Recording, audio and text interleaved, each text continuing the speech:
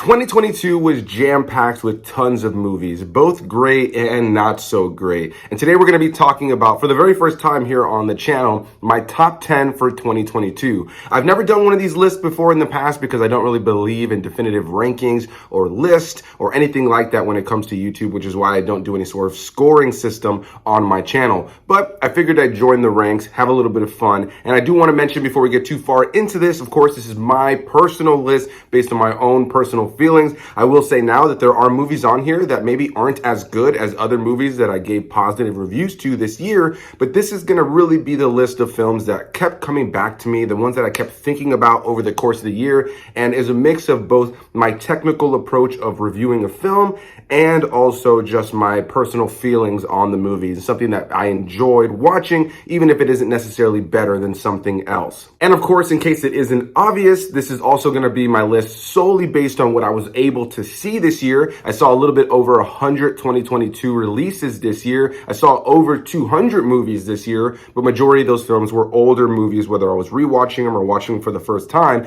And so, yeah, there's only about 100 and something movies I had to work with to whittle down this list as far as my top 10, but there are still tons of 2022 releases that I've heard great things about that I want to go back and check out. So this list will likely change over the course of years. But for now, let's get into my thoughts on what I currently think are the best movies of 2022.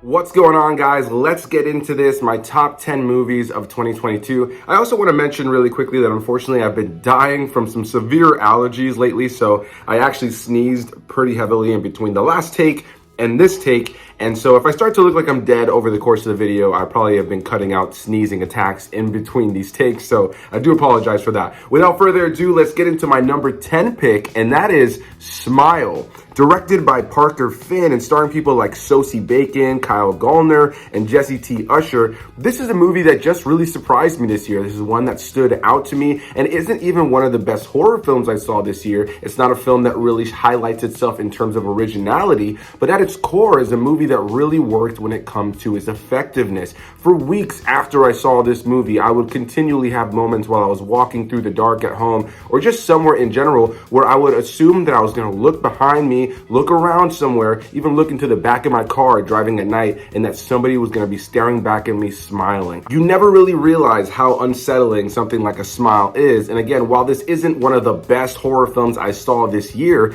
there are just so many things about this film that are just so eerie, creepy. I found that the sound design was really awesome in this film, especially seeing it in theaters. I felt like it really heightened the experience when I went to go see it. And overall, I'm just a sucker and somebody who's easily creeped out by times where people's faces are kind of warped and kind of just slightly a bit of an uncanny valley kind of thing. And so in the case of this movie, there was just something so unsettling about the smile, and it just really did affect me. For weeks after I saw this movie, I kept thinking I was going to see somebody creepily smiling in the corner, and I was afraid of the dark for the first time in many years. Moving on to my number 9 pick, we have the movie Prey, a prequel to the Predator franchise, and honestly maybe one of my favorite sequels or follow-ups to the original film since the original film. Directed by Dan Trachtenberg and starring people like Amber Midthunder, Dakota Beavers, and Dane DiLiegro. This movie was just a really interesting, different approach when it came to what Predator is all about. It took the foundation of what that first film was, but did something universally different while keeping it very close to home. I loved it as an action movie. I loved it as a drama. I loved it as a sci-fi movie. And I just really enjoyed the different time era that we decided to go into and the kind of stripping away of all the big guns and gadgets to fight the Predator. I thought this was a completely different take on the whole franchise, while again staying close to what made the franchise originally work, and overall consistently stood out as one of the strongest films I saw this year. Moving on to my number 8 pick now, we have the movie Glorious, that I actually got to check out a little bit early for the streaming service Shudder, and is directed by Rebecca McKendry and stars people like Ryan Quanten, J.K. Simmons, Sylvia Grace Krim, and many others. And this is a really interesting one as it centers on a man who has just got out of a really heartbroken situation with a girlfriend, and he finds himself drunk and hungover coming into a rest stop. He ends up going into the bathroom where he finds that there's two stalls, and inside one of them is this weird painting of some sort of alien creature, and its mouth is a glory hole going from one stall to the next. Unfortunately, he ends up getting locked in this bathroom and ends up finding out that there's a demigod of some sort that will not allow him to see him, that's inside the stall on the other side of this weird painting where the glory hole is.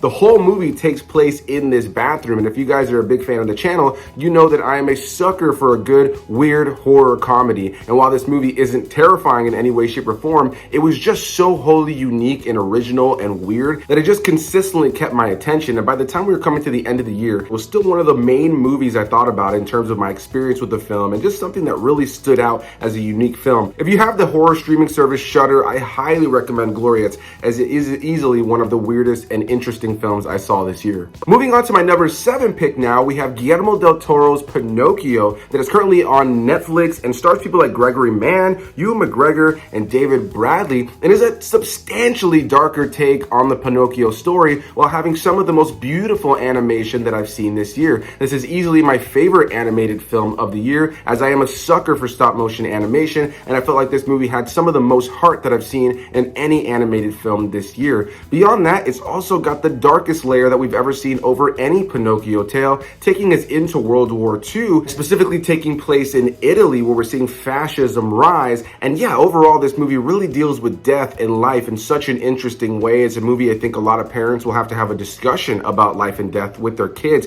after watching this movie. It's not going to be your run-of-the-mill fun Disney hokey pokey Pinocchio. While this film does have some musical numbers that are fun and whimsical, it all leans into some really heavy themes and is a far darker and creepier looking take on Pinocchio. And overall, just easily one of my favorite animated films that I've seen in recent years, and easily my favorite animated movie that I saw this year. Moving on to my number 6 pick now, we have Black Panther: Wakanda Forever, directed by Ryan Coogler once again, and starring people like Letitia Wright, Lupita Nyong'o, Angela Bassett, Winston Duke, and so many others. This is the big follow-up to Black Panther, the big worldwide phenomenon, and of course, the film that had to follow up the death of Chadwick Boseman. I would not want to be in the position of anybody that had to have written and dealt with making this film, as they had already written this film with Namor, the villain in this film, and a lot of the central conflict around Chadwick Boseman still playing T'Challa. So to have to completely rework this film and still make it feel like a piece of the MCU overall, as well as also feeling like something that honors the legacy of Chadwick Boseman, there was a huge task on their shoulders, and overall I think that they pulled it off. While there are elements of this film that I do feel like, you know, the things that the MCU just kind of has to do in terms of setting up future things, maybe some things that could have been trimmed out of the movie, overall I thought the emotion, the action, and the visuals were a lot of fun. It felt like a big over-the-top comic book movie, and I'm a big sucker for big over-the-top comic book movies. So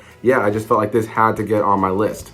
Moving on to my number 5 pick is a movie that I never expected when I first heard about it and I started to hear about the big buzz overseas and different things like that. I never thought this movie would be on my top 10 for the year, nor did I even think I was going to originally watch it. And that movie is RRR, a Telugu language Indian film directed by S.S. Rajamouli and starring people like N.T. Ramarao Jr., Ram Charan Teja, and Olivia Morris, as well as many, many others. This is a huge, over-the-top, big action movie that has heart, charm, and tells the story of two guys that are on two opposing sides and don't know they're on two opposing sides, but end up creating a beautiful friendship before learning that they're on opposing sides. And over the course of the film have to really kind of battle with, is their purpose more important than their friendship? I think that this movie has some of the most heart, charm, drama, action that I've seen all year. It has such a big, over-the-top, comic booky kind of style to its action and visuals, while also having a very unique flair to it. The movie overall is just exciting to watch. It's well-paced. It comes in at about 3 hours, but has some of the best musical numbers I've seen all year, specifically a song called Natu Natu that I watched over and over and over and over and over and over again after this movie came out. I can genuinely say that I listened to this song on Spotify or watched the YouTube video of just this clip, I want to say anywhere between 30 to 40 times after watching this movie, if not more, because I just fell in love with these characters. I fell in love with the music of this film. And even though it's an Indian film, and a lot of people might think, I don't want to sit around and watch a 3-hour Indian film, It is beyond worth it. I wish I would have seen this film on a big screen. I did see it on Netflix. And if you are just a fan of film and want to see something different, and you just want to take my word for something that you just want to just try differently here, and not something that's just your typical American fare or something from the UK or anything like that, I highly, highly recommend checking out RRR, Triple R, whatever you want to call it. This is without a doubt one of the biggest standout movies of the year for me, that just had everything that you want in a movie. Moving on to my number 4 pick, is probably not going to surprise a lot of people because I feel like this is going to be on most people's top 10s. Top Gun Maverick, starring once again Tom Cruise and directed by Joseph Kosinski. And it also stars people like Miles Teller and Jennifer Connelly. This is the long awaited sequel to Top Gun, a film that for the most part I think is an enjoyable time. It isn't really the greatest. It's got classic elements, and because I grew up in the 90s and my parents are a product of the 80s and all that kind of stuff, it was a movie that was embedded in my life and kind of embedded in my culture and in my world. So I've seen it a million times. It's a movie that its lines, its music, all that kind of stuff is iconic to me, but isn't a movie like upon rewatch today that I think is necessarily substantial when it comes to narrative or anything like that. But here comes Top Gun Maverick, just taking that to the next fucking level and just amping it up. This is a absolutely awesome film with beautiful action, great performances that really highlight the narrative. It takes the first film and really expands upon it in such a great way. There's so much emotion to this film. It's super nostalgic. And then on top of that, it has some of the most beautiful technically shot things that we've seen in any film ever, as majority of this film, or pretty much all of it, was all filmed in actual airplanes, in actual jets, and the actors had to actually get in those jets and learn to deal with the gravity or the zero G's and all that kind of stuff to be able to film this stuff. Everything feels visceral and real and tangible, and that's because 99% of it all is. I feel like this movie looks absolutely phenomenal, and it's going to continue to look absolutely phenomenal as years go on because it is absolutely real. And the fact that they were able to capture some of the things that they were able to capture as far as the cinematography of this film just speaks to the absolute hard work that went into this movie. And without a doubt, I think this is going to be one of the most memorable films for most people when it comes to this year. Now let's move on to number 3, a film that's been sticking with me over the course of the year and definitely one of my favorite movies I saw this year, and that is The Batman, directed by Matt Reeves and starring Robert Pattinson, Zoe Kravitz, Paul Dano, Colin Farrell, and so many others. This is the return of Batman to the big screen that brings us something new and different, a much darker and grittier tone. I would even argue in some ways darker than the Dark Knight trilogy at times. Overall, I found this to be a really great detective noir Batman film that honestly, one of my favorite things about this film is Gotham City, the setting. I love Gotham City overall. It's one of my favorite locations for any piece of storytelling,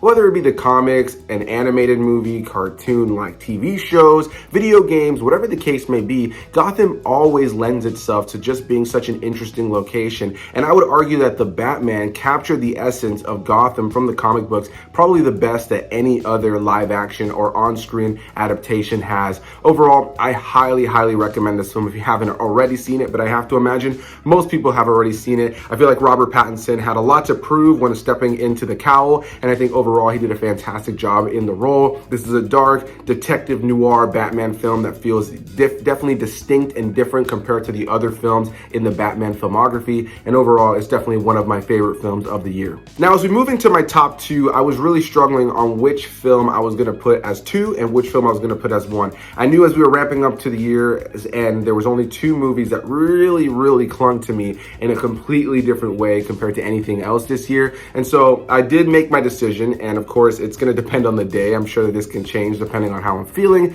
But my number 2 pick for the year is Avatar: The Way of Water. Of course, once again directed by James Cameron, starring Zoe Saldana, Sam Worthington, Sigourney Weaver, Stephen Lang, and so many others. This is the return of Avatar after 13 years, and I've seen the film twice now in theaters, both once in 3D and once not in 3D to see the difference. And without a doubt, it's one of my favorite theatrical experiences this year. This is the greatest film visually I've ever seen in my entire life. There's not a single film that has CGI that I can even think of that even comes close to seeing this movie. I feel bad for anybody who's decided to watch this on bootleg or wait to watch it at home, while you probably can have a great 4K TV that'll really, highlight the look look and feel of this film. If you missed out on seeing this film in theaters in 3D, whether in IMAX, Dolby, whatever the case may be, I think you really missed out on seeing one of the best cinematic experiences visually that has come to the screen probably since the first Avatar film. Overall, this is an absolutely mind-boggling visual spectacle that has a fairly familiar story from the first one.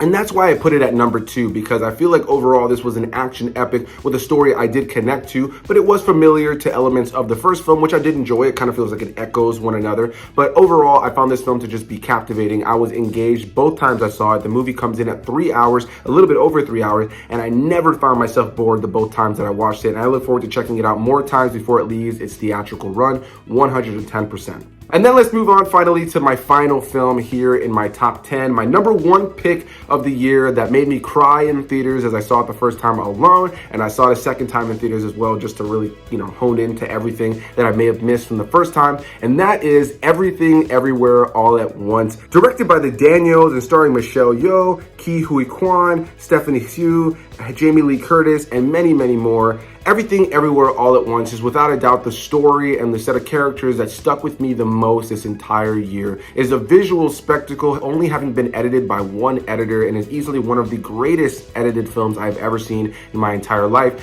Visually, this movie completely captivated me from beginning to end, and then when it comes to the narrative, I was gripped from beginning to end. As soon as I saw this movie, I called both my mom and my dad on the drive home just to tell them how much I loved them, because the movie really made me realize that I can really relate to the character played by Michelle Yeoh here in this film. You have this individual who's just living what she thinks is a mediocre life, and she's not happy with her life, and because of that, she lives in misery consistently. And this movie is about the multiverse and is a big sci-fi movie with comedy and these ridiculous antics, but is able to really hone in on the idea that we all live in this world where we take in everything, everywhere, all at once, all the time, to the point where we just feel like we get lost in the black hole of our own mind and often forget to just enjoy the little things in our lives. And we get so lost in what could have been, what should have been, what we want to be, whatever the case may be. And we often just forget to enjoy the things and people around us in our lives. And just sometimes it takes something serious to happen for us to look around and become grateful for the things in our lives that we currently have.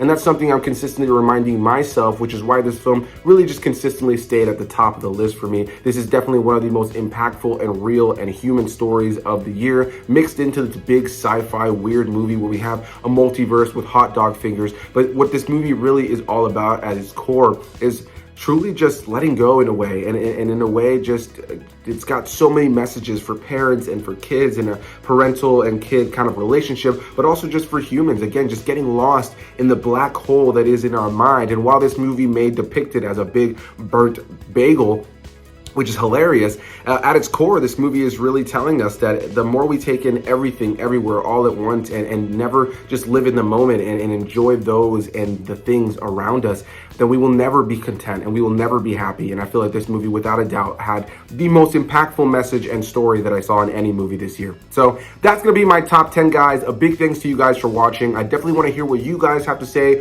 Where do you disagree with me? Where do you agree with me? And maybe just which of these films is on your top 10, but maybe in a different spot. Whatever the case may be, you guys let me know down below in the comments. I will have my top 10 worst of 2022 coming within the coming days. And yeah, I hope you guys enjoyed this video. I definitely appreciate all of you guys for watching, and I'll see you guys in the next one. Bye-bye.